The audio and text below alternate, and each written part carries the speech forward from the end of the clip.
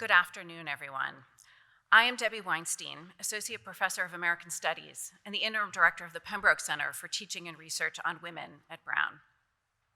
I am delighted to welcome you all to what promises to be an exciting talk and conversation about making history, the fight for fairness at MIT. In 1999, then Boston Globe journalist Kate Zernike broke the story about a group of senior women faculty at MIT, led by molecular biologist Nancy Hopkins, who confronted the MIT administration with evidence of pervasive inequalities in their lab space, salaries, equipment, teaching and committee assignments, and more. There were several remarkable aspects to this story, not least of which were, first, the way that Hopkins gathered evidence that she had less lab space than all of her male colleagues, despite her chair's assistance otherwise, which memorably is a story of her literally taking a tape measure and at night measuring all of the offices and lab spaces. And second, that the president of MIT, Charles Vest, publicly admitted that there was indeed gender discrimination against women faculty and began taking steps to ameliorate the problems. I was living in Boston at the time, working on a PhD in history of science, so the issues at stake seemed particularly salient, and I vividly remember when the article came out. It quickly garnered national and international attention for its detailed account of the experiences of Hopkins and her colleagues and MIT's response. A year later, in 2000, Kate Zernike moved to the New York Times, where she continues to report on topics ranging from Al-Qaeda and the 9/11 terror attacks. She was part of a team that won a Pulitzer Prize for that reporting in 2002, to Hurricane Katrina, to her more recent work on reproductive politics and abortion. She published her first book, Boiling Mad, Behind the Lines in Tea Party America, in 2010. Her most recent book is The Exceptions, Nancy Hopkins, MIT, and the Fight for Women in Science, which compellingly re-examines the story that she broke in 1999 in more depth. The book has received glowing press since it came out earlier this year, and it's wonderful to have her with us tonight. So, the program. We are first going to hear from Kate Zernike, who will talk about some of the key questions and issues animating her book, The Exceptions. She will then be joined by two campus leaders and scholars from Brown University, President Christina Paxson, who is a noted economist and public health expert and has served as Brown University's 19th president and professor of economics and public policy since 2012, and Diane Lipscombe, who is the Thomas J. Watson Senior Professor of Science, Professor of Neuroscience, and Director of the Carney Institute for Brain Science, as well as Chair of Brown's recent task force on the status of women faculty. President Paxson will then moderate a discussion among the three of them about the broader implications of the issues raised in The Exceptions. Today's event is co-sponsored by the Office of the President and the Pembroke Center. I would like to thank Jen Jones and her colleagues in the Office of the President for all of their work to make this event happen. I would also like to thank Donna Goodnow and Sarah Gamble and the rest of the Pembroke Center staff who contributed. With great pleasure, it is my honor to turn the microphone over to Kate Zernike. Please join me in welcoming her here to discuss Making History, the Fight for Fairness at MIT.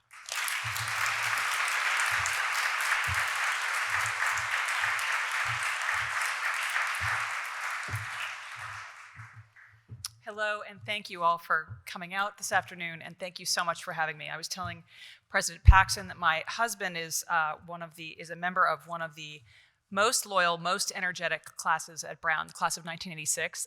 They're somewhat fanatic in their adoration for Brown. So I've spent he always insists on our way home from vacation on the Cape that we stop and touch the ground.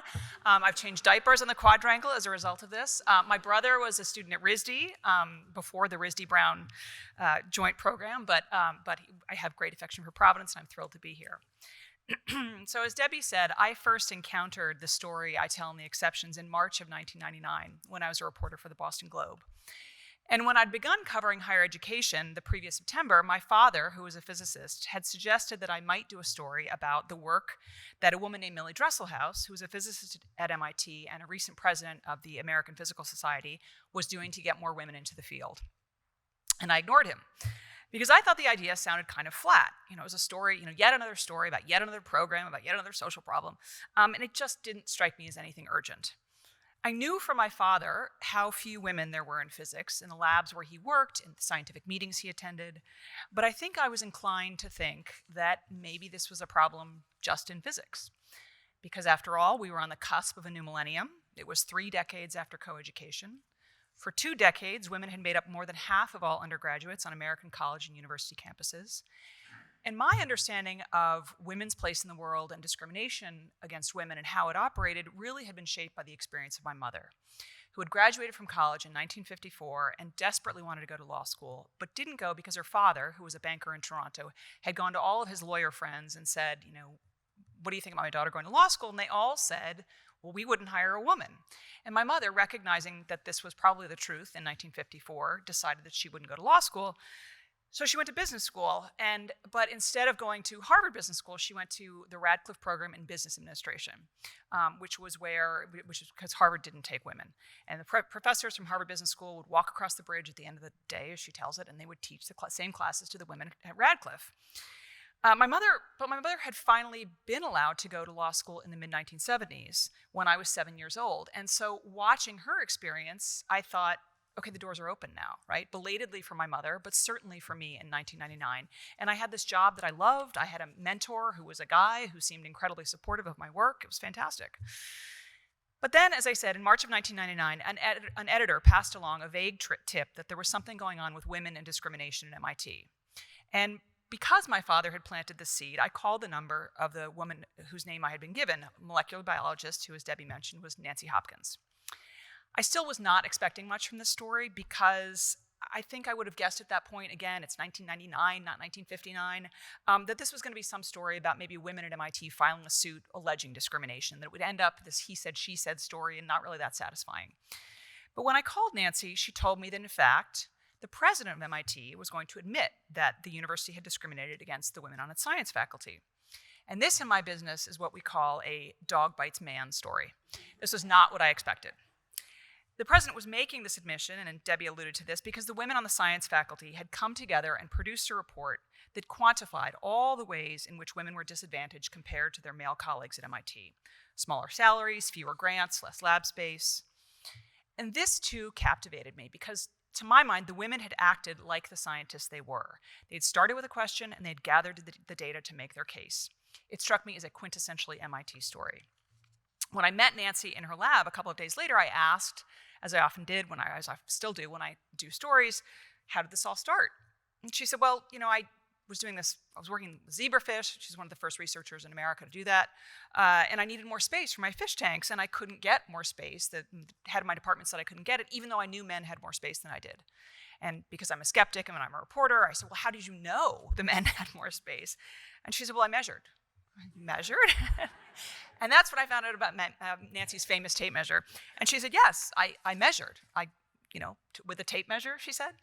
She had gotten down on her hands and knees, as Debbie said, late at night after everyone had left the building and measured every single inch of lab space, every single inch of office space, and found out that as a fully tenured professor, she had less space than men with no tenure.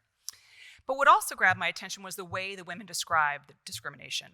As they said in their report, it did not look like what they thought discrimination looked like. So what did it look like? 21st century discrimination was less overt than what I had seen, for instance, with my mother. It was women not getting credit for their discoveries or their ideas, not being included on grants or projects, on panels at scientific meetings, or in big decisions in a department, often because those decisions happen or the meetings were planned among a group of friends who just happened to all be men. The women called this, as I said, 21st century discrimination or marginalization. And it happened often unintentionally or unconsciously, and sometimes despite the very best of intentions, at institutions like MIT that consider themselves progressive and well-meaning. The marginalization happened and accelerated over the course of women's careers. So as young women, they were often well-treated, even celebrated. But as younger men were groomed for leadership positions, named chairs, prizes, women were pretty much left to fend for themselves, and in the worst cases, even pushed aside. When I wrote the story for the Globe in 1999, I thought it appealed sort of mostly and quirkily to me because of my experience with my father and my mother. To my surprise, and to the surprise of the women at MIT, the story very quickly went viral. It ran on the front page of the Boston Globe on Sunday, March 21st, 1999. The next morning, the dean of the School of Science showed up to his office at MIT and discovered a camera crew from CBS Evening News waiting for him. Nancy picked up the phone in her office where it was ringing and continued to ring for the next 2 weeks, and it was Radio Australia on the other line. The New York Times put the story on its front page that Tuesday, and suddenly all the key players in this MIT story were flooded with emails from women around the country and, in fact, around the world saying, "This is my story, and I thought I was the only one who felt this way." The president of MIT became a leader in efforts to get more women into science. Foundations and universities directed new energy toward hiring more women onto faculties and elevating them to leadership positions. Nancy was invited to the White House for Equal Pay Day. And I like to say that I don't have favorite stories any more than I have a favorite child, but I will admit that this did remain one of my favorite stories because of the way these women had identified the pattern and this new pattern that they had identified. I really admired them. They struck me as remarkably ingenious. In January of 2018, I began thinking about this book, about this story as a book. And if you recall, the Me Too movement had been surging the previous fall. And as I watched it, I recognized that we were obviously talking about a very important problem, but it struck me that we were talking about only a part of the problem. And we weren't talking about what underlies the broader problem. The more widespread problem for women, I thought, is the professional marginalization that the women at MIT had identified that does get worse over the course of women's career. And the underlying issue is the stubborn suspicion that women just aren't as intellectually capable as men. This is deeply ingrained in our culture and is a misconception that afflicts men and women alike. In the Me Too cases, this lack of respect results in women being sexually assaulted. But for women in many workplaces, it means being kept out or edged out of important conversations in the room, as they say in Hamilton, where it all happens. The rooms where important decisions are made. Women still struggle to establish that they belong and can fully compete, especially in arenas that we think require a high level of intellectual firepower. The egregious assaults are, of course, horrific, but the more subtle bias that we see in these cases of marginalization is really more pervasive and more stubborn because it is more subtle. But when the women at MIT talked about unconscious bias in 1999, that term was new. By the time I came back to this in 2018, the term was so familiar that people had really dismissed it, and in some cases, we're saying it wasn't real. It was something they'd cured in a workplace training, or, in the worst, it was an excess of wokeness. So this, to me, presented both a challenge and an opportunity to tell an intimate story about these women, and particularly about the arc of Nancy's career, to show how 21st century discrimination works, how it's ingrained in our culture, and how it often happens so subtly that the person who is being discriminated against doesn't realize it at first. In Nancy's case, it took her 20 years. So the story in the book starts in 1963. It's the year of the report that President Kennedy's Commission on the Status of Women becomes a national bestseller, and President Kennedy signs the Equal Pay Act. Nancy Hopkins is a 19-year-old junior at Radcliffe, again, the girls' wing of Harvard, and she's searching, as so many college students do, for meaning and purpose in her life and what she's going to do with her future. I've been there, maybe some of you have as well. But because it's 1963, she's expected to get married and have kids. At that time, women have 3 children, and they are done having children on average by the time they're 30. She has a boyfriend who she met the first week of freshman year, and she expects to marry. But the president of Radcliffe, a woman, the first woman to have that role and to be in that role and have a PhD, is encouraging her charges to find the big important thing that will animate their professional lives. She wants them to have careers in addition to having a family. It's sort of the 1960s equivalent of what we later call having it all. And Nancy herself wants to do something big with her life before she gets married. She's not one to set small goals, so she aspires that she will do something to alleviate human suffering, all in the 10 years after she graduates from college. And then she's got to finish and quit and have children. So she figures she has 10 years to do this big thing and a year to decide figure out what this big thing is going to be, because in a year she's going to graduate. And if she doesn't have this big thing figured out, she's just going to slide the way many women do into getting married and having children and raising the kids and the house and the suburbs and the dog and all that. So it's a lot going on for a 19-year-old college student. But she attends a 1-hour biology lecture taught by James Watson 4 months after he and Francis Crick have been awarded the Nobel Prize for decoding the structure of DNA. This has set off a revolution in modern genetics, and in 1 hour, Nancy falls in love with the potential of DNA. To her, it's going to answer all the questions that have consumed her since she was a girl. Why her mother got cancer, even why people behave the way they do, why some people are nice and some people are not nice. She's not a particularly bold young woman, But she summons the courage she has, and she goes to Watson's lab and asks if she can work there. And he readily agrees, and within not that much time, he has anointed her a scientist, and in fact said, "You're like me, you have a one-track mind." In the next 10 years, she goes on to do some of the earliest experiments in gene expression. She's done her big, important thing. She has her PhD, and she's been married. But unexpectedly, just before she turns 30, her husband leaves her. She's the beneficiary of two historical developments. One is the discovery of retroviruses that has made it possible to study the basic causes of cancer. And President Nixon, as a result, is funding the war on cancer. The second development is that the federal government is pressing universities to hire more women and saying it will take away their funding if they don't. So in 1973, newly single, Nancy Hopkins takes a job at the new cancer center at MIT. She knows that she is what we would later call an affirmative action baby, but she doesn't care because she knows she's qualified for this job. In fact, she thinks she is perfectly trained for it. She also believes that science is a meritocracy, and so long as you do good experiments, you too can win the Nobel. The next 20 years, as I like to say, are her schooling. She discovers that there really is no such thing as a pure meritocracy.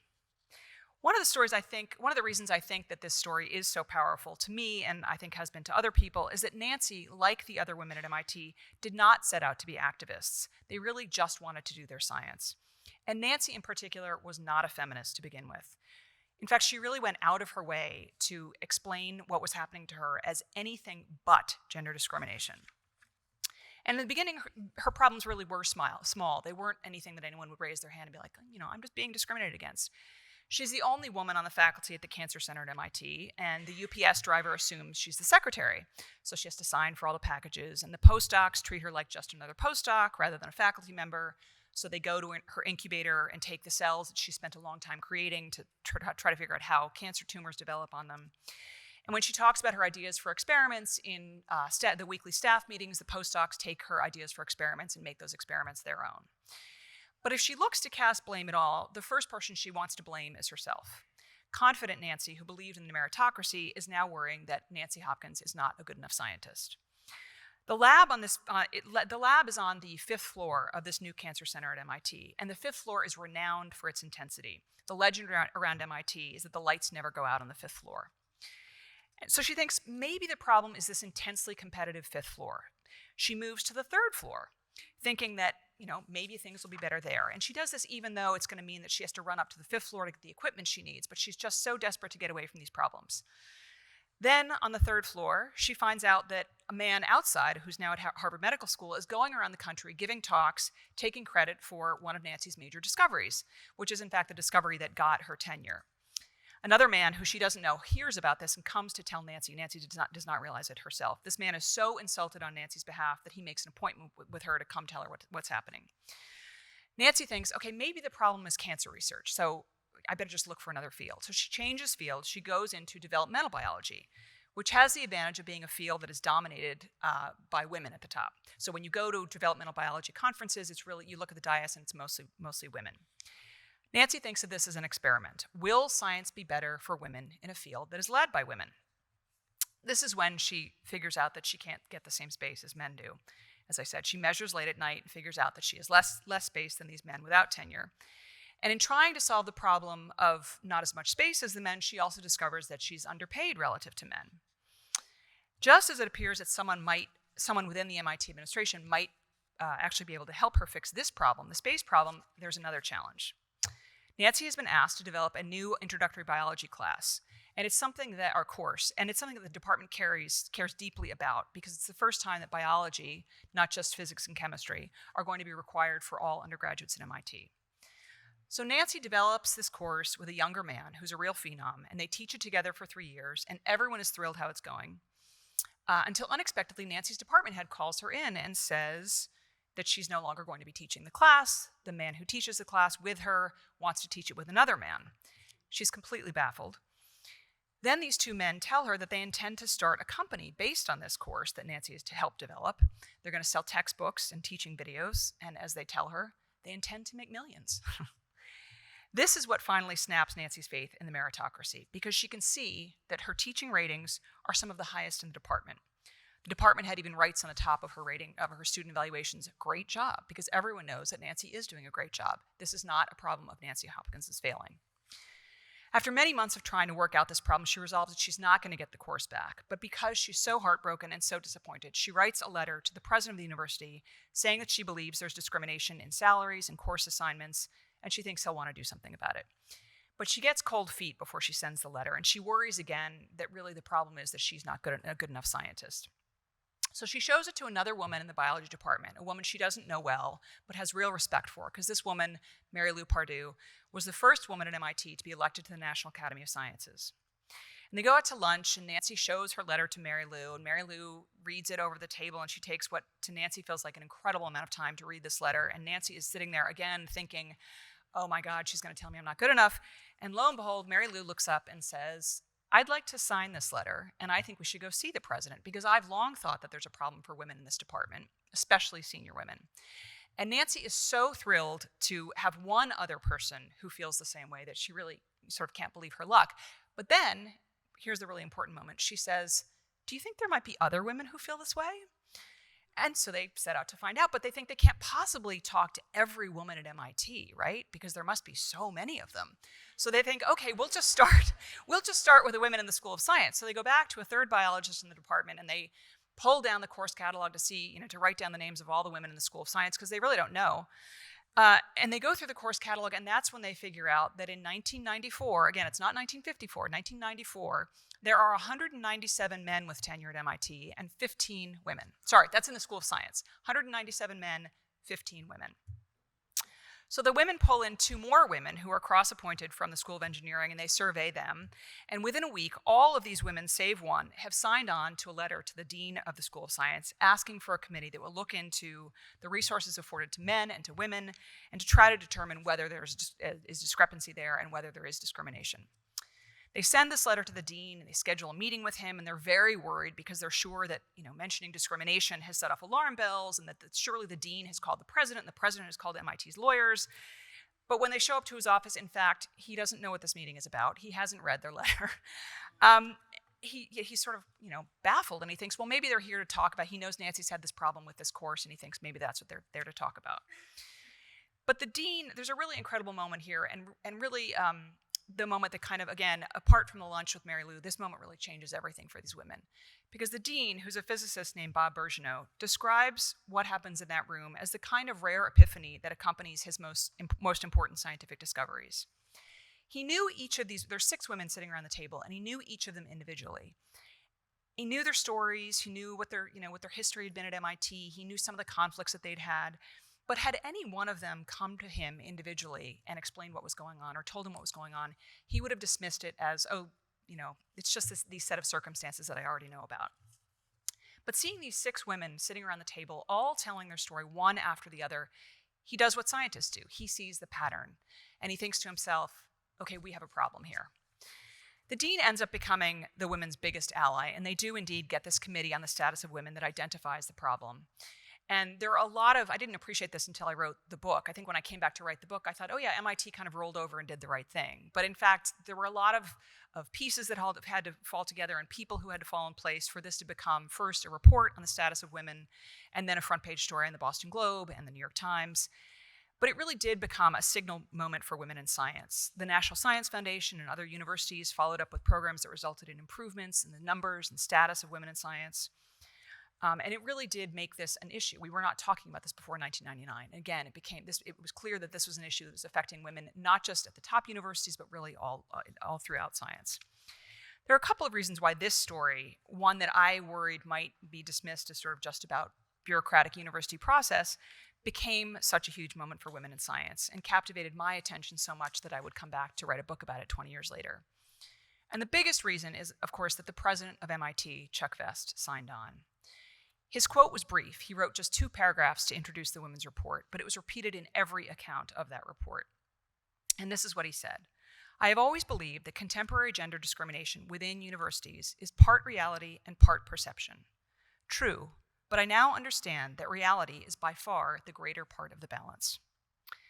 The other reason that this story echoed as widely as it did was because the women had gathered data to make their case. Nancy's tape measure became the lead of my story. It really represented for women who read this story all these slights that they weren't really sure were discrimination. It sort of gave them a way to really almost literally measure what they had been thinking about, and that, but what they had suspected but not been able to confirm. And that tape measure, of course, is now in the MIT Museum. But the women themselves recognized that the data and the power of the data was limited. There were some, after this report came out, there were people who said, "Oh, this is," they called it junk science. To which the dean of the School of Science replied, "There was a guy on that committee who discovered the quark. You think he would do junk science?" But anyway, but what mattered was not just the data, but also the stories that the women told. And with the dean and with the president, this was really what began to turn around attitudes, because the stories helped establish the pattern. And the women identified what the problem was, which again was marginalization and lack of representation. But I want to be clear about what the report established the problem was not. The problem was not that girls weren't good at math or that women were not interested in science. In fact, largely because of a lot of earlier efforts to get more girls interested in math and science, some departments at MIT had more women than men at the undergraduate level and even at the graduate level. So the pipeline, we'd long been saying we have to fill the pipeline. The pipeline was actually full, but it was leaking. Somewhere between women earning their doctorates, women getting hired and getting tenure, something was happening. There was something happening that we were losing all these women. And the lack of numbers also could not be explained by the suggestion that had long been raised and continues to be raised that women don't want to work long hours because they're too busy raising children. Half of the women in this group of 16 did not have children. And the ones who did have children were remarkably productive and accomplished. The most spectacularly organized of all of them is Marcia McNutt, who is now the president of the National Academy of Sciences. Marcia was widowed with 3 children, but still, she's a geophysicist, still found time to go out on field explorations for 6 weeks at a time. As I said, spectacularly organized. But the idea that women were not able to do this because they had children was just incorrect. And it was not that women were not as good as the men, because it was obvious that these women had all been doing science at the highest level. They were certainly qualified to compete at that level. The MIT report also did not fix the problem. In 2005, you may recall the president of Harvard, Larry Summers, said at a meeting called to discuss the lack of women in the highest levels of academic math and science that he suspected the problem was, 1, that women didn't want to work 80-hour weeks, and 2, largely that women lacked the intrinsic aptitude to do math at the highest levels. In 2018, the National Academies of Science, Engineering, and Medicine produced a report about sexual harassment in the academy and found that 50% of faculty members said that they had experienced some form of sexual harassment. But the biggest problem was not egregious sexual assaults, but the marginalization, the kind that the women at MIT had talked about. Comments, explicit or implied, about women not being as smart as men or not smart enough to do science. Just this morning, someone sent me a story from Inside Higher Education. I don't know if any of you saw it, but it was about the Rochester Institute of Technology, where a man had said that all these programs to try to get women into STEM were actually discriminatory, that we had been brainwashing girls to go into math and science, and this was not where they naturally belonged. So this persists. I spent a lot of time at the beginning of researching this book asking, why is the problem worse in science? Or is the problem worse in science? And the answer, I think, is yes. But I also came to see that this is not just a story about women in science. It's a broader story about women's history.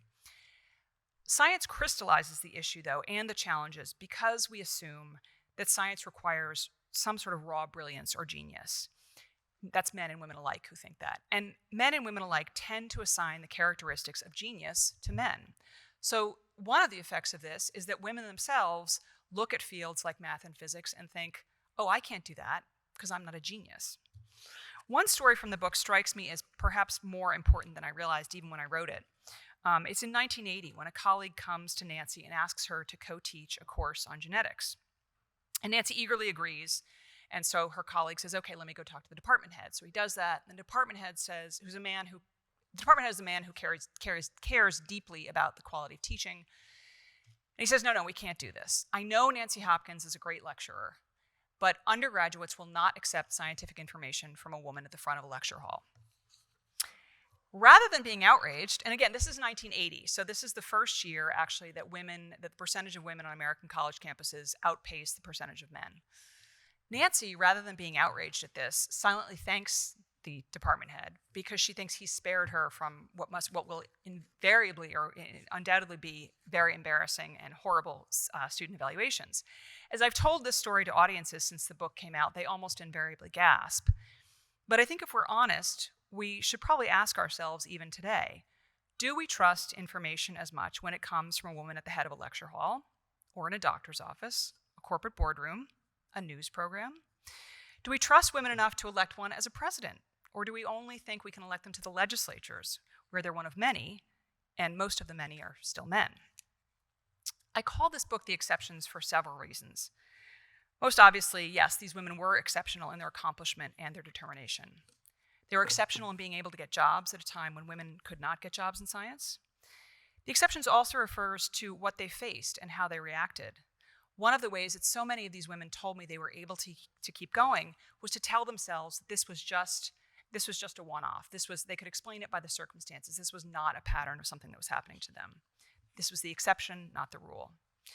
Even when Nancy saw other women being discriminated against, she thought she was the exception and that discrimination would not come to her. Those in positions of power defended the status quo by pointing to the exceptions to show that they were not, in fact, discriminating against women. See, we have so-and-so. We have women on our faculty. And if other women couldn't succeed, it was because they weren't like, say, Millie Dresselhaus, this woman who my father mentioned to me. Millie, who had 4 children and famously took only 5 days of maternity leave, because her children, as she explained, had the good sense to, one of them was born on a snow day and 2 of them arrived on a weekend. But I think this concept of the exceptions helps us think also about a way forward, and this thought experiment that I mentioned just a minute ago about how we see women. Because the stories in my book, and so many examples in the past several years, including 2 of our most recent Nobel Prize winners, tell us that in fact, exceptional women are no longer the exception. Thank you. I'm looking forward to the discussion.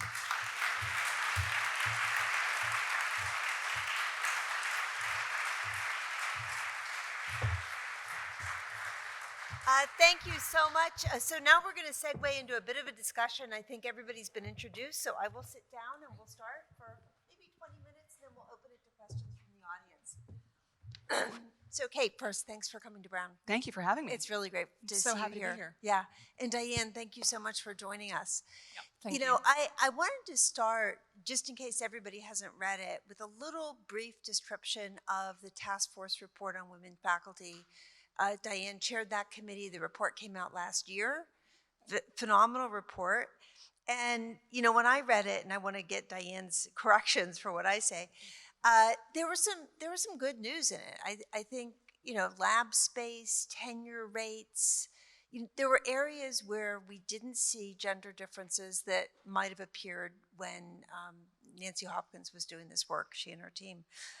But still continued underrepresentation of women relative to PhD pools, right?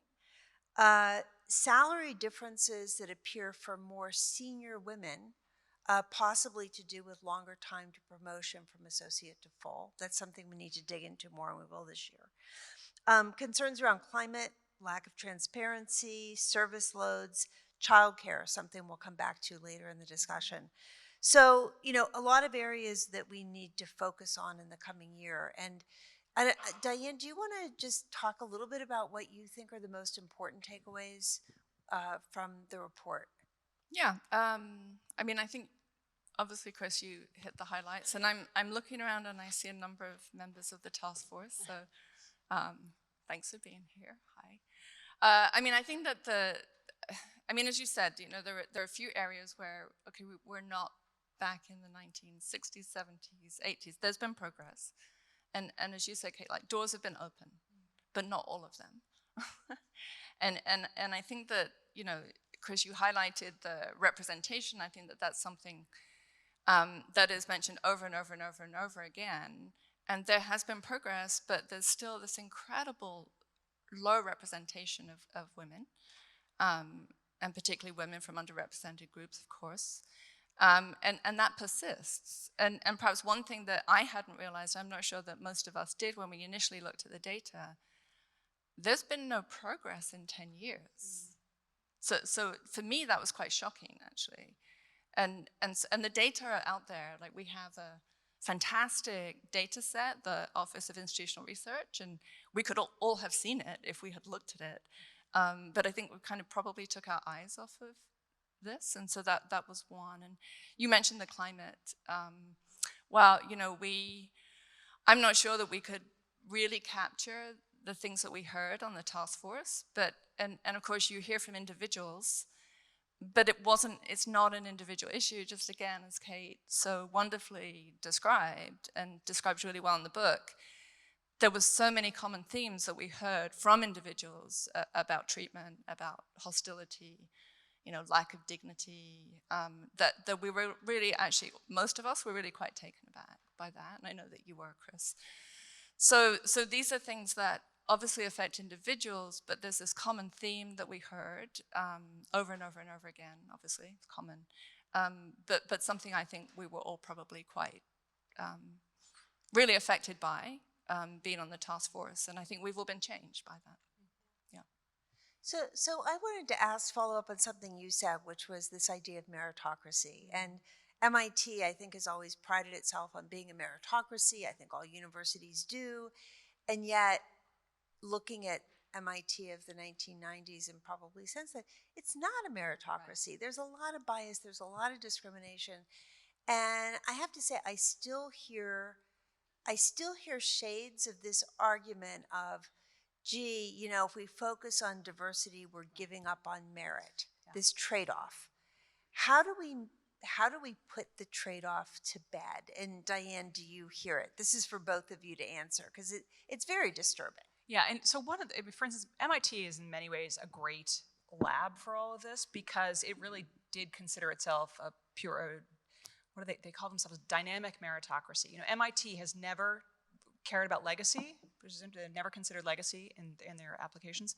And so, yes, there was this idea that you just do your science and it's good enough. But the reality is it's all a club.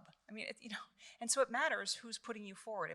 All these small things matter. It's who belongs. As one woman says, it's who has the playbook.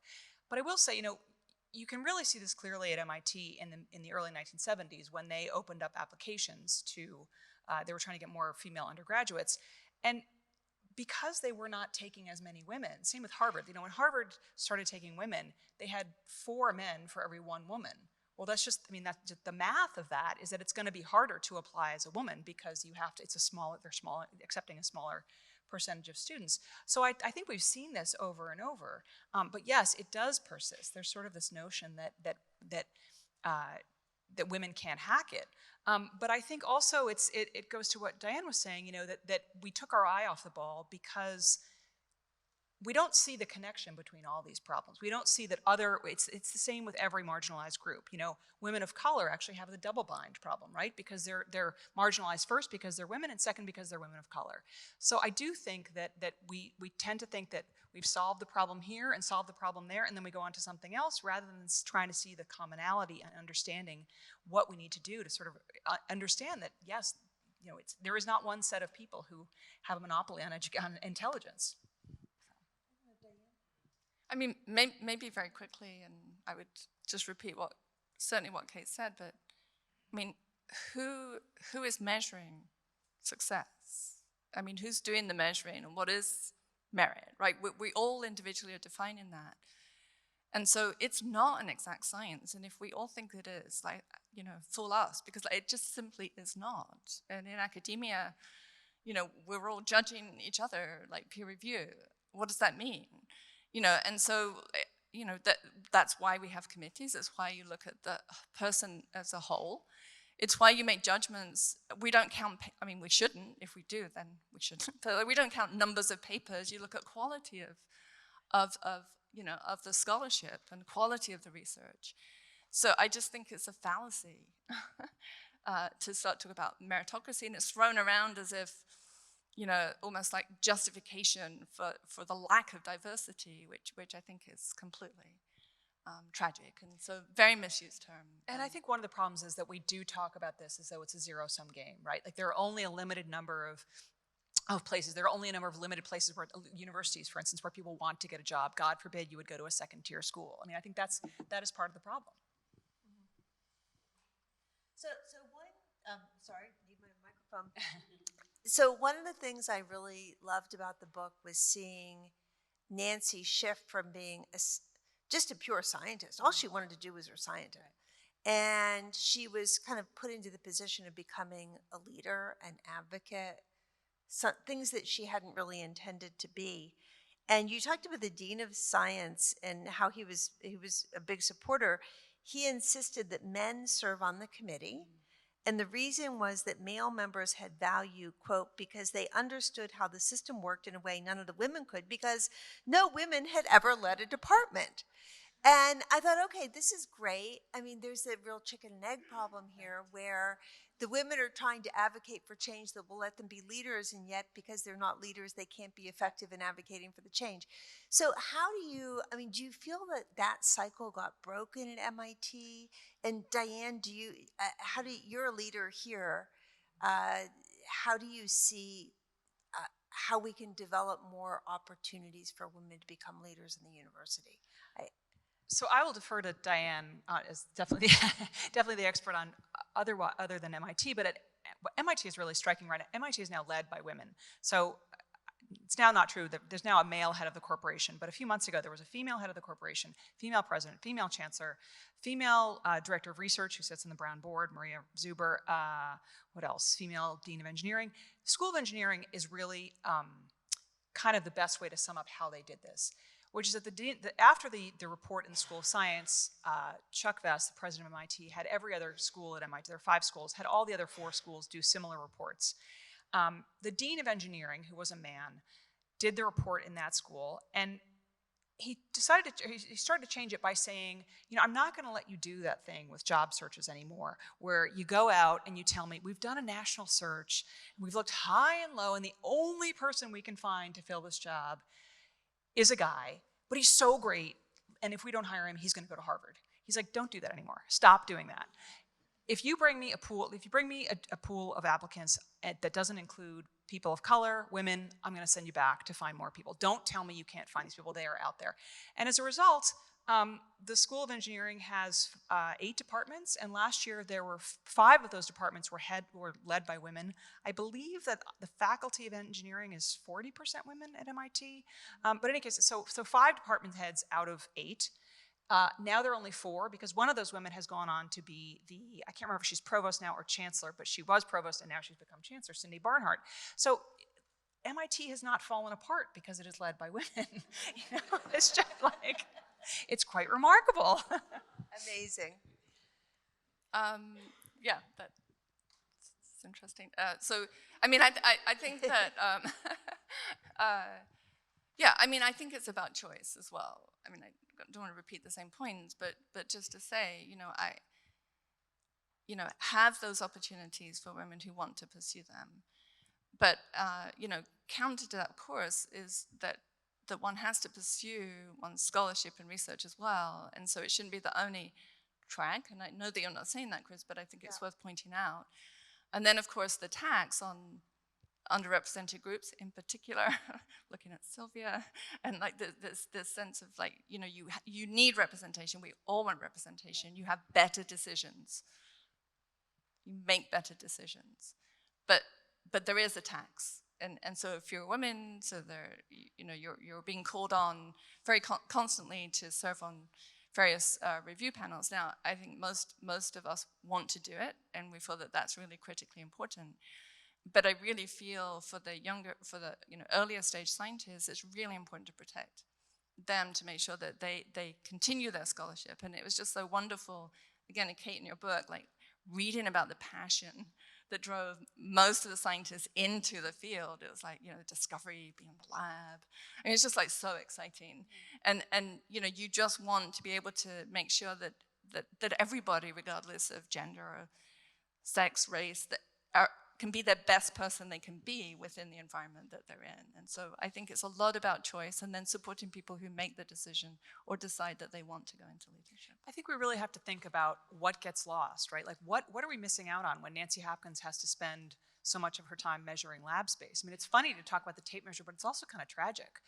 So and this is true of all marginalized groups, when they're busy either trying to figure out discrimination or justify themselves as good enough, what are we missing out on? Bob Brown, who just stepped down as the president of Boston University, likes to say, we rely on science to solve our biggest challenges. Why would we start out by excluding or risking excluding half the population? It just doesn't make sense.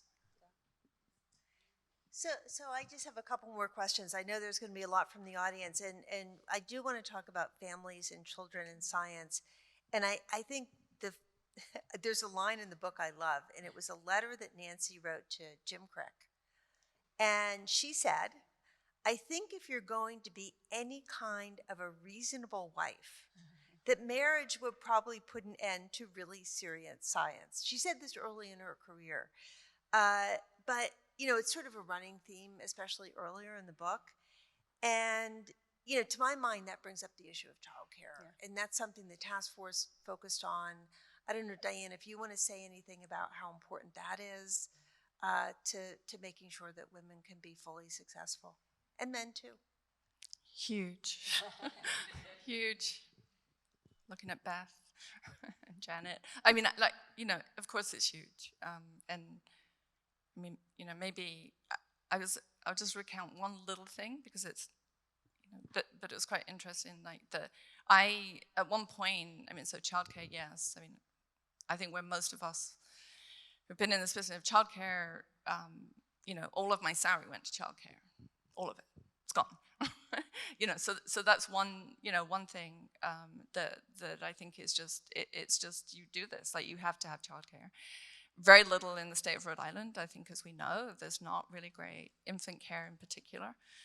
But it's just an uphill battle, and it shouldn't be about the person, the individual who's bearing the child and caring for the child. Unless I miss some human biology, we all were born by women. And so that's how, the population continues. And so it really is a society's problem, isn't it? And it should be a community level of support to ensure that in that, it's a relatively short period of time over the course of a career, but incredibly impactful, that we as a community really do need to really buckle down and support individuals who are bearing children and caring for children during that time period. And I think the university has a responsibility, and we do as a community, to really support that. Maybe it's financial opportunity for really outstanding, and I know you care deeply about this, Chris, but the availability of very high quality, childcare, whatever one chooses, however one chooses to have what kind of childcare, but there should be options, and there should be high quality, and it should be affordable. Claudia Golden is a Harvard economist. She won the Nobel Prize last week. She was the third woman to win a Nobel Prize in economics, but the first one to win it independently, like no male colleagues being honored at the same time. And she's done great work, lifetime of work on women in the labor force. And one of her many findings, is looking at the gap in pay differences between men and women of the same tenure in the same occupations, and really showing convincingly that gap opens up after the birth of a first child. And so the question is, how can we make sure, and maybe childcare is the answer, but maybe there are other things to make sure that families that you don't have to make that choice between being like a reasonable wife and mother and being a scientist, and that those pay gaps and promotion opportunities don't get thwarted. I don't know if you've thought about that, Kate. Well, one thing I think is that yes, it is the concrete problem of not having childcare, but I will also say, just from my own experience, I'm lucky enough that we were able, when I had my first child, my husband's a physician. He moved from a hospital to industry so that he would have more regular hours.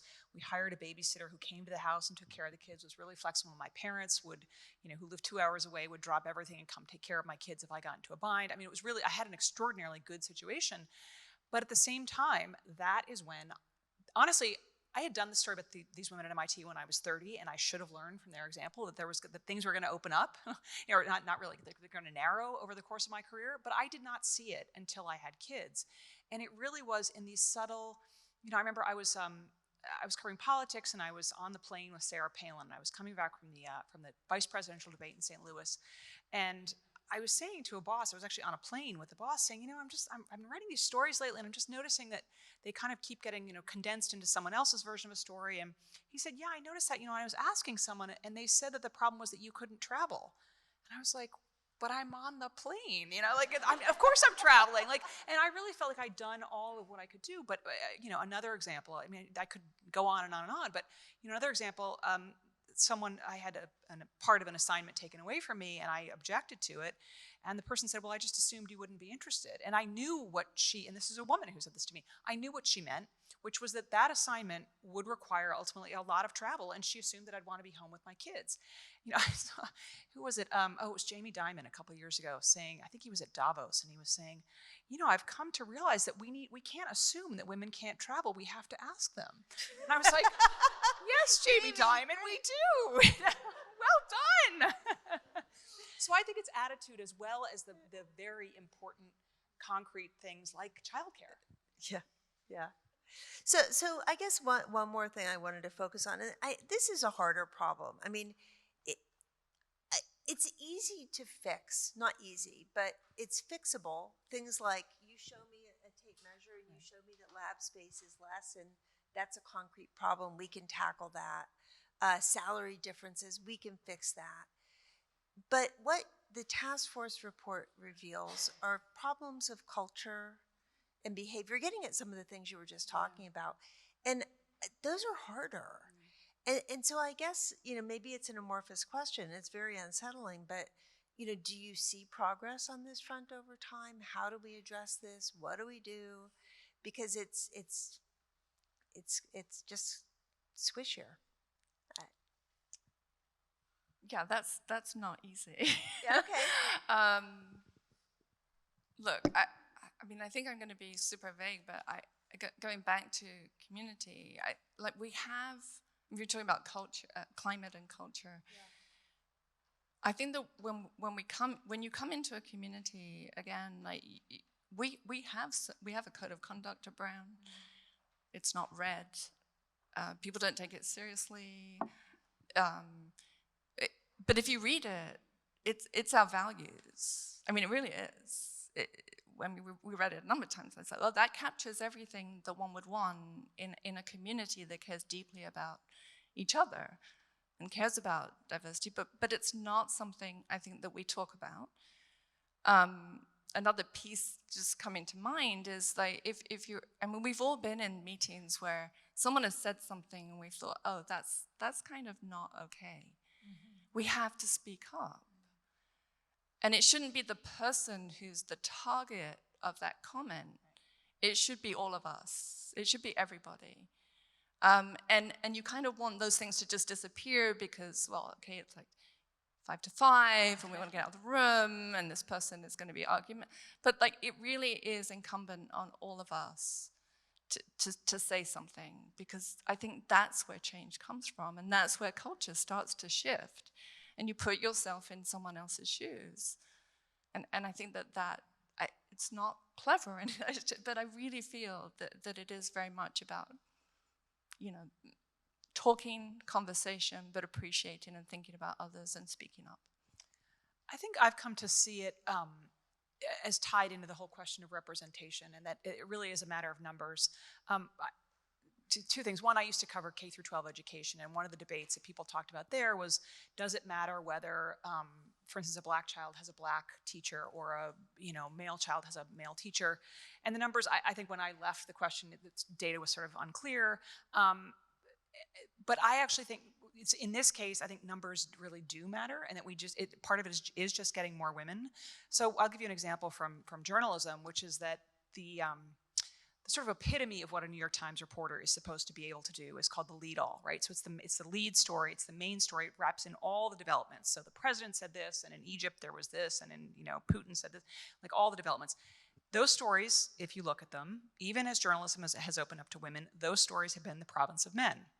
A couple years ago, there was, and I will also say that most of the department heads at the New York Times have been men. The deputies have all been women, and oftentimes those women have had to bail out some of the men who weren't very good at running the departments. A couple years ago, a friend of mine, proud alum of the Brown Daily Herald, a woman, was a deputy, and she said to the man running the department, so-and-so, young woman, can write a lead-all. Let's call her Amy. Amy can write a lead-all. Male department head, oh.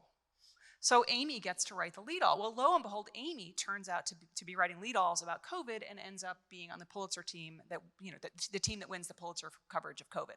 So I think the more that you just introduce this idea that women can do this, and the more we see that, oh, women can do this, and as I said, it is no longer exceptional. It just becomes the norm. But to do that, you just have to have more numbers. You can't have the one woman who's, oh, we've solved that problem over there.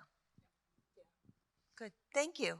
So look, let's open it to questions. I think we have people with microphones. If you put up your hand, I'll run a microphone to you.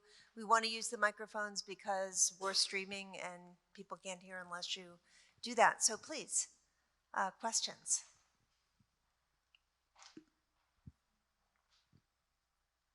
We're never going to solve this if women don't raise their hands. There we go. I'll dive in. I appreciated the comments about ensuring childcare, and I think that's also very important for graduate students and even undergraduates. To the question of travel, I appreciate also that people have to sort of change their framing. Yes, sometimes women, parents are willing to travel when they have small children. But there are also times when parents can't travel, or other people can't travel because they are caring for elderly parents. And things aren't going to change if we don't also recognize that there are a lot of paths to success.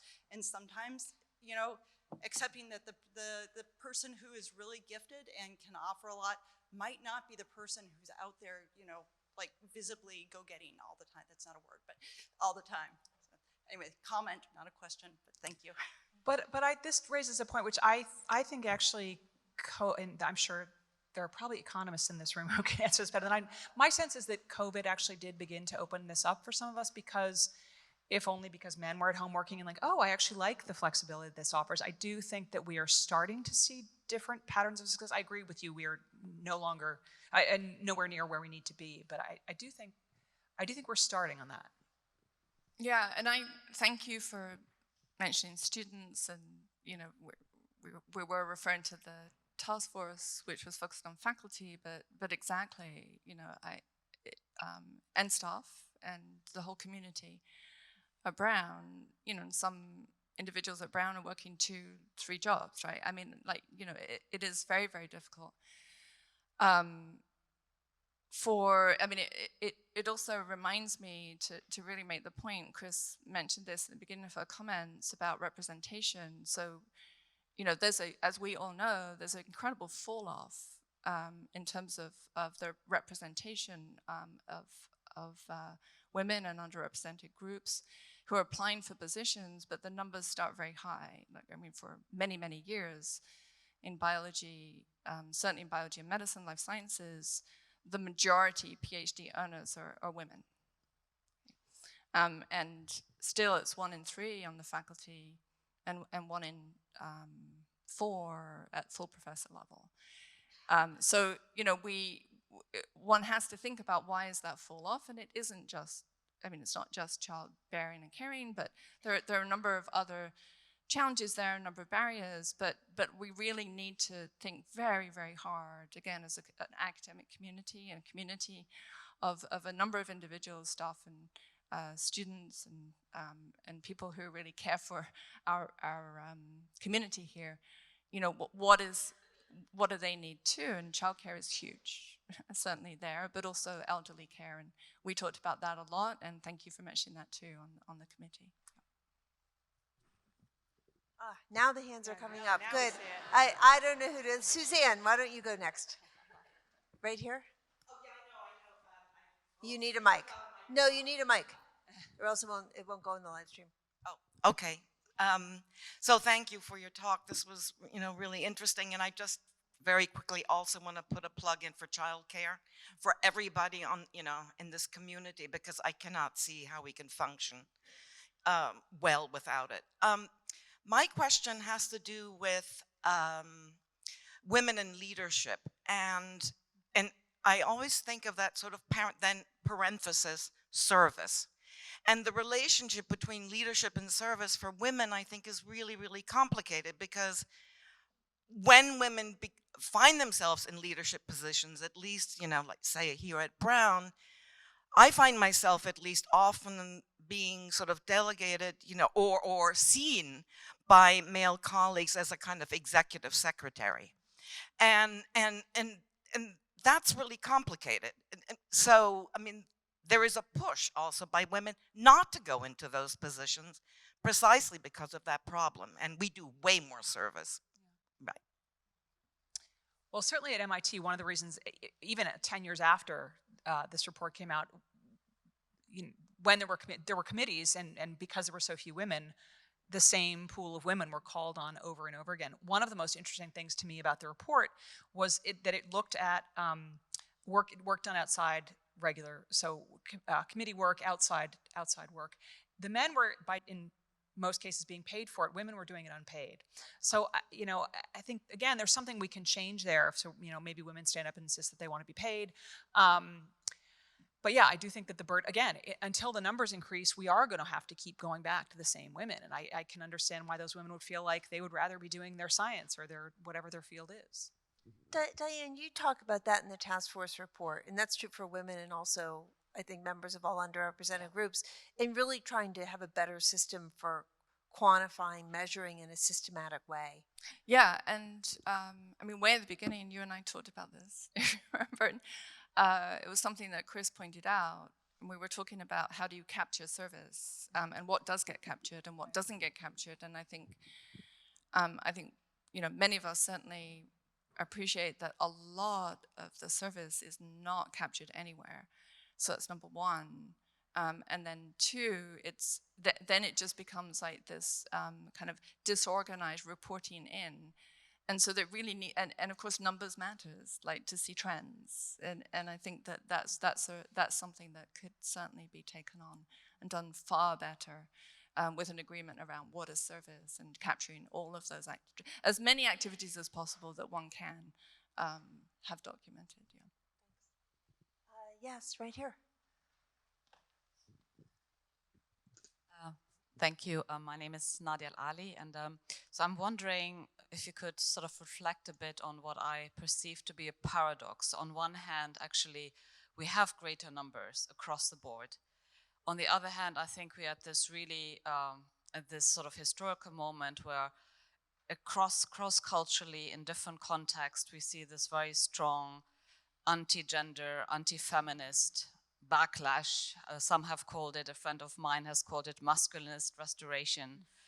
And so what are we doing with that? On the one hand, we do have numbers, at least in many areas. On the other hand, we have, men telling us, really trying to push us back. In this country it's reproductive rights, but I see it. I'm working across the Middle East, Europe, and this country, and I actually see parallels with the way that there's a strong push, anti-feminist and anti-gender push. Some people speak of anti-genderism in the context of Hungary and Poland, but it's in Florida, it's in Iraq, it's in Turkey.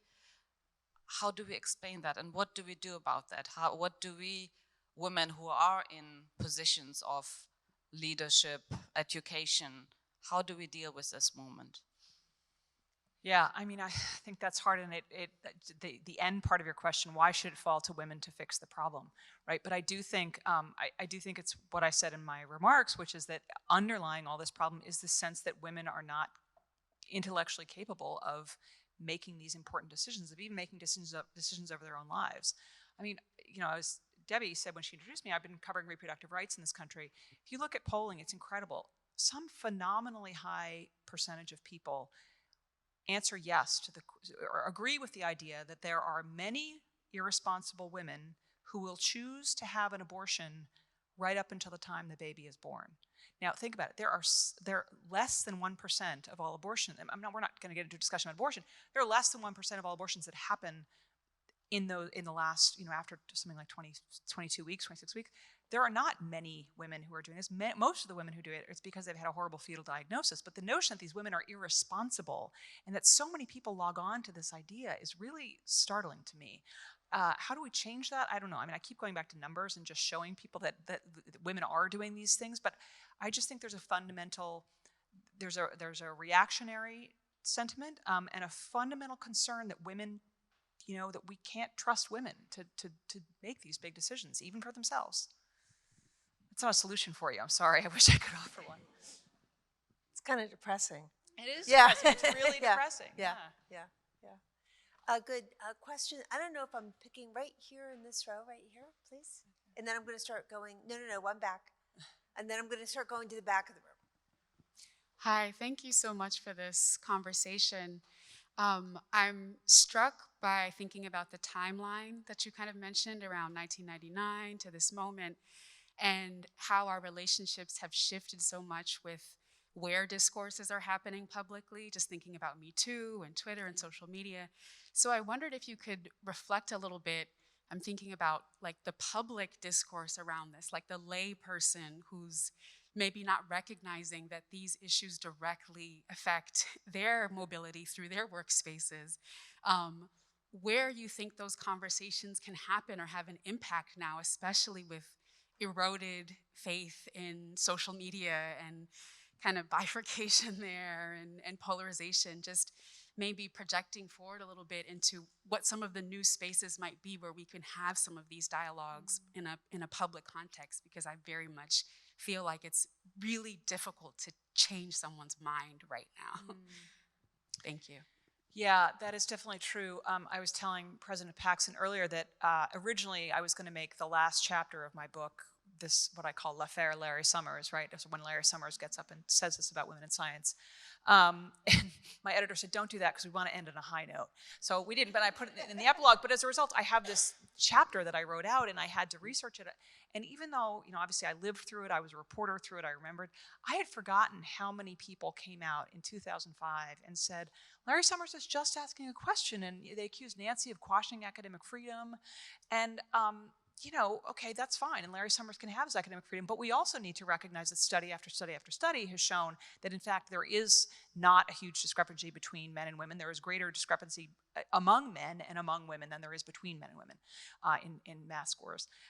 So I think we have to acknowledge that I don't think we would have that same kind of reaction to Larry Summers saying that today. I think people are more sensitive, more aware. And I think that is partly because we have better representation. But you are so right. It's very hard to have a conversation about anything these days. I'm not one for social media, so I'm going to tell you I don't think that's where the conversation can have. I think, ultimately what always changes minds is just seeing someone up close. So, again, I think the conversations have to happen on a very local level. Is that punting? I feel like I punted that one too. That's okay. Christy. Yeah, thanks. Not to beat a dead horse or to be depressing, but I was thinking about the whole issue of a meritocracy, and also something that Diane raised, which is the evaluations. Who's evaluating? What is merit? What is this? And there's the very famous study where a grant or a paper is sent out to various reviewers, and it's the same exact thing written, and they put a man's name on it and a woman's name on it, and how are the reviews come back. But the interesting thing about that study was how women reviewed and how men reviewed. And women were harder on women than men were actually on women, which I've always thought this to be very interesting. So there's that problem that I think we have, plus the problem, I think, of what Diane raised of how are we gauging ourselves? We've come up in a men's world. We are gauging ourselves, or all of us, according to the men's criteria. So how do we change those things, and how do we change our opinions of other women? So yes, you were right about that research, and it also goes to, it's the same with resumes, right? You send out the same resume. This has been true at least since the 70s. That's when I know of the studies on that. The other thing that women have asked me as I've gone around talking about the book is, why don't I talk more about the queen bee syndrome, right? So it's, women who achieve a leadership position and then pull up the ladder after them, or they are harder on women, or I think, again, it's what I said earlier about a zero-sum game. Until women who achieve that level also see themselves as the exception, and they're so afraid. Either they're afraid that one woman is going to embarrass all women, or they're afraid that they're the only woman who's allowed to get to play at the top of the heap, and so therefore there's no room for them. My friend Debbie Walsh, who's head of the Center for American Women in Politics at Rutgers, likes to say that after 2008, when Hillary Clinton lost the primary election to Barack Obama, and then Hillary Clinton was going to run again, and people would call Debbie, reporters would call Debbie and say, well, I don't know, can we run another woman? Is that okay? And she would say, nobody really said after Richard Nixon lost, Republicans didn't say, oh, we better stop running those white guys. They're really not working out for us. So again, part of it is just, you said beat a dead horse. Part of it is we do have to keep beating this dead horse, just show them the money. So, But I agree with everything you said. One thing that struck me when you were speaking was you talked about Nancy's self-doubts that prevented her from saying, wait a second, something's wrong here. Did you get a sense when you talked to her about this book that she was beyond that? Or that she recognized, how did her current self view her former self, if you know what I'm saying? Yeah, I think Nancy has great regret, almost to the point of not wanting to look at it because she's afraid of what the real answer might be. She has great regret about what else could I have done? Why did I put up with this for so long? Did I stay at MIT too long? Did I stay in science too long? What was, so I think that's how she reviews it, but I think she also herself is still very honest about how she views other women, and she is harder on women. The difference is that she checks herself, right? Which is what we all have to do. But I do think that I think she really does believe, she's a big believer in this idea that women and men judge women very harshly. I don't think she thinks she's of herself as beyond that or above that. Interesting. Let's start moving back right there. Thank you, first of all. I was a grad student at MIT, so I know the place a little bit. But I wanted to ask you about advocacy. You shared a couple of really great anecdotes about how at very key moments, men were advocates of what women were trying to accomplish. And you spoke about what the engineering department did in terms of turning the tide. So I was wondering if, just in all the research you did, if there were particular things that you saw as being successful in engaging the people outside of this room. I'm not worried about engaging the people in this room to change. I think the most important thing was something that I think you highlighted earlier, which was that the Dean of Science recognized, and even some of the women in science recognized that until they got the men on board, nobody was going to take this report seriously. So in fact, but they also recognized that if they could flip a guy here or there, it would be easier to flip all the guys. So I think that was part of it.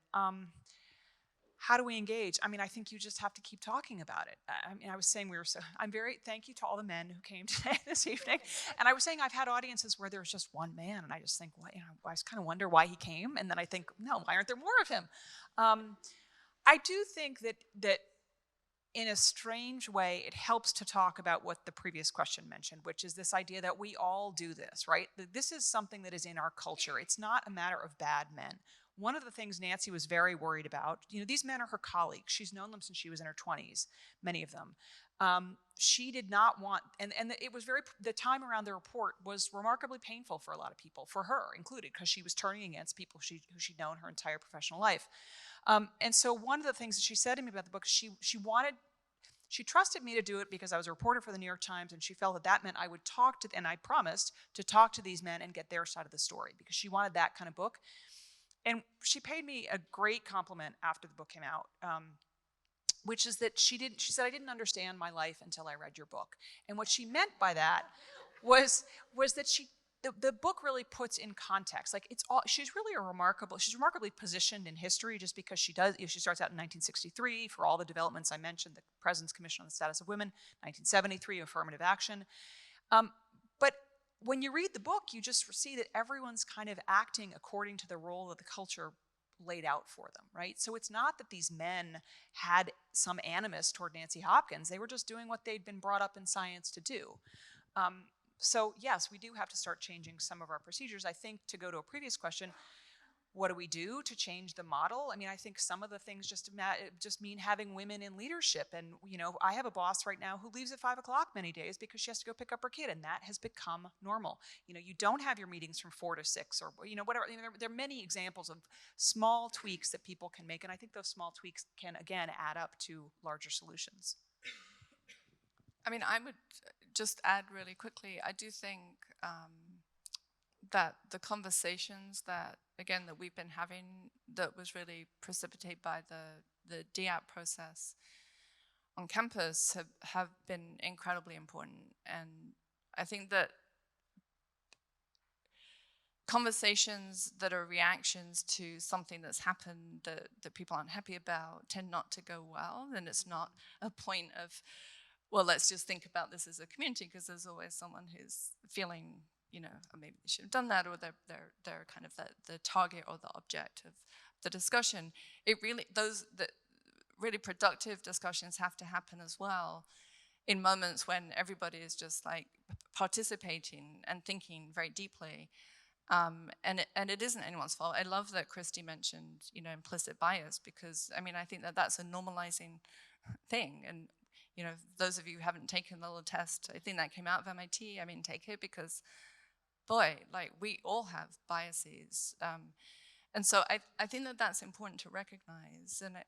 But I do feel that the ongoing discussions that you know, Sylvia and you have really, really encouraged to happen in moments where there isn't a perceived conflict, but it really is in a place where everybody can contribute, I think, again, is key. I mean, just so key to understand someone else's, the barriers facing other people, and then to just like hear it, not feel that you're to blame for it, but to just try and understand it. I think it's a slow process, but I do think it is incredibly impactful, and I've certainly seen it in my department. Yeah, and not assigning really blame, great. I think, helps. Yeah. So right back here, please.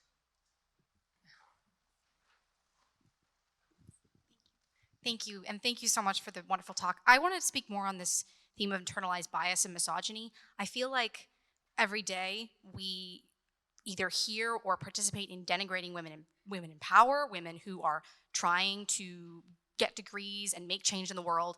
And then we, again, feel as though it's wrong to criticize others who do that because we're afraid of being bossy or pushy or prudish, or we can't take a joke, or we don't have a sense of humor.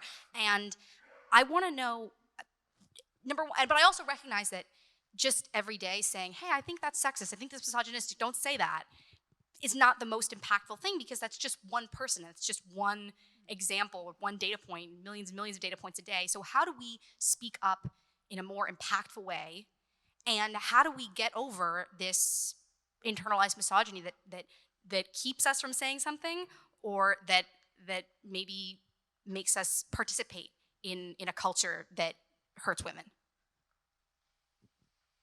So can you think of conversations you've had that you thought went really badly, like calling someone out? I think it gets back to the blame thing, or conversations that have been very productive. Maybe is that what you're asking, which is how do you actually have those kind of conversations that work, right? Yeah.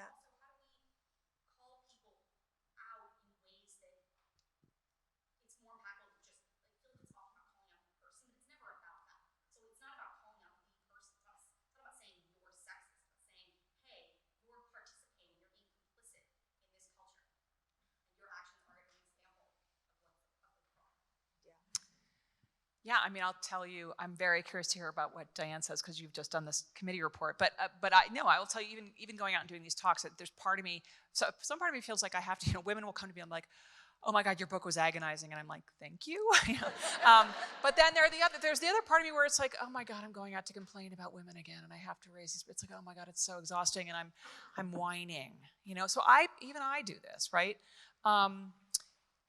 So yes, I guess where I would push back with you is the idea that those individual conversations don't matter. I think they do matter. I think that's how we change minds. I had a young woman, I spoke at a girls' school in Boston 2 weeks ago, and I had a young woman who's a physics student at Harvard raise her hand. She was an alum of the school and said that she was a attractive young woman, and she said that, my friends say to me that I don't look like someone who would be majoring in science. And I said, well, I think of the old Gloria Steinem line, right? Like, she turned 40 and everyone's like, oh, God, you look so young for 40. And she was like, well, this is what 40 looks like, Gloria Steinem still going strong. This is what 89 looks like, But so I think part of it is this is going to sound so cliche. There is part of it just having a confidence in who you are. And yep, this is me. Yep, this is.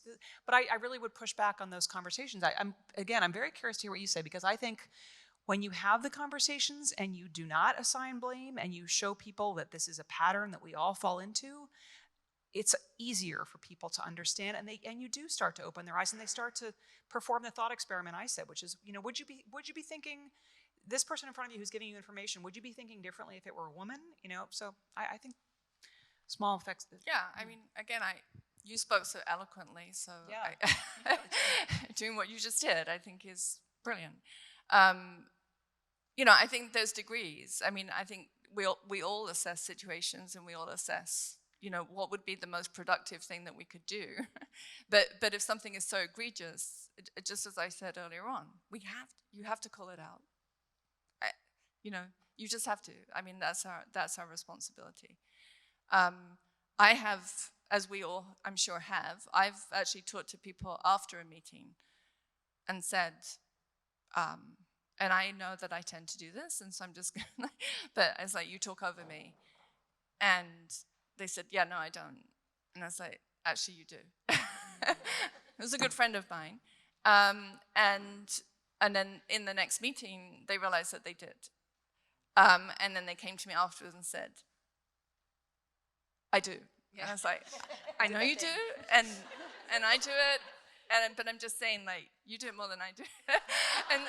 and so, but they modified their behavior, and it was just like the right thing to do. It was the right thing to say, and it wasn't, it wasn't hostile. They weren't doing it deliberately. It was just like this thing. So I think that it's degrees. It's like how you assess the situation. You're like, what's going to be productive? What do I want to get out of this? I wanted to stay very close to, a very dear friend of mine. So like that you do those calculations, but I think that you were incredibly eloquent, and I think you should stand up. And I would just say playing on this, I would, though it sounds like you don't regret those conversations, the conversations that I regret are the conversations I didn't have. For instance, with the person who said to me, well, I assume you can't travel. I just, I stewed on it. I stayed up late at night talking to myself instead. That was not productive.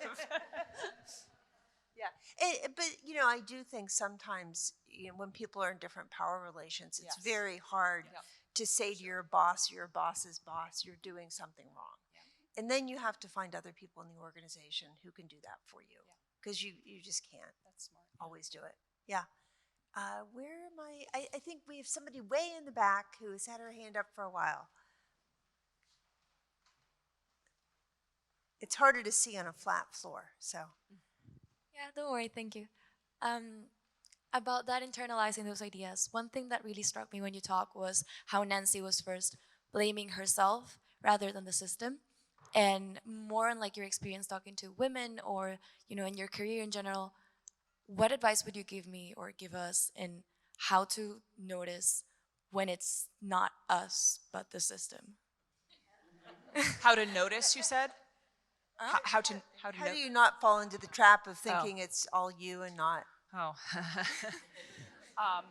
I think, so I often say that Nancy would not have gotten involved with this work without the group of women behind her, and nobody in the group would have done this without Nancy. So the group was incredibly powerful. Sharing stories is incredibly powerful. In my own career, I will tell you, I wrote a piece about this for the Boston Sunday Globe when the book first came out. Early in my, in newspapers, we're always saying, oh, let's try to get more underrepresented voices into the pages of our paper, right? But they're like, oh, but the sort of like what I said about the dean of engineering, but the real expert in this it just happens to be a guy, so I'm going to quote him. But the last several years, so 2018, I was covering women in politics because there was yet another year of the woman in politics, so I was covering that. I left to write the book, and since 2022, when I came back, I've been writing about abortion. So the result is that for the last 5 or so years, I've pretty much my professional life spent it all talking to women. And it's really remarkable how it's changed my own attitude, my own confidence. which is I just see the range of things that women are doing. And so it's like, I see that women can succeed, I see that women can fail, and it's not the end of the world. But it just, I just think, so I guess in short, seeing the community around you and talking to other women about their experience, I think helps you see the patterns. And it just gives you confidence that I think can really help you through those horrible moments and make you see that it is the system, because you're hearing that it's happening to other people as well. I think we have time for one more question. I don't know how I'm going to pick. I see your hand first. Thank you.